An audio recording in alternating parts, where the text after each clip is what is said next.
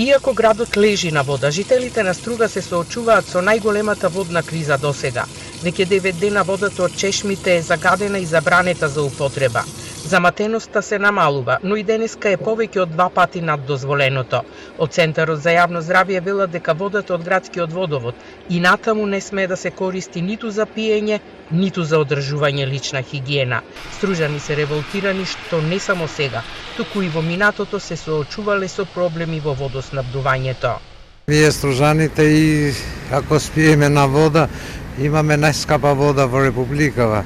И сега пиеме пак загадена вода. Уште денес ќе дојде комисија да испита па да видиме. Па телаш можеме да даваме коментари. За сега не чини. Состојбата е алармантна. Секогаш имало, но ова сега е веќе надвода се. Немаме вода. Мислам, чиста вода немаме. Како се снаоѓате? Како купуваме вода? Анализите на Центарот за јавно здравје минатата недела покажаа и до 20 пати поголема заматеност, која постепено се намалуваше, а денес е 3,5 единици, додека дозволено е само 1,5 единица. Оттаму се сомневаат дека причина за ваквата состојба се градежните активности во близина на изворот шум, откаде над 50.000 жители на Струга се снабдуваат со вода за пиење.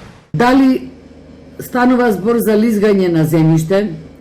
Дали станува збор за некоја друга активност која што не би требала да следи над самото извориште и да се извршува, то не можам јас да тврдам со сигурност, но во секој случај има надлежни служби, па нек си го откријат се ова. Изворот шум мора да се заштити за општината Струга да има безбедна вода за пиење. Од општина Струга побарале помош од приватна фирма да спроведе анализи. Градоначалникот Менди Кјура денеска немаше време да ја прими екипата на Телма, но од општинската администрација велат дека екипи на приватна лабораторија веќе се во Струга за да направат анализи на водата за пиење.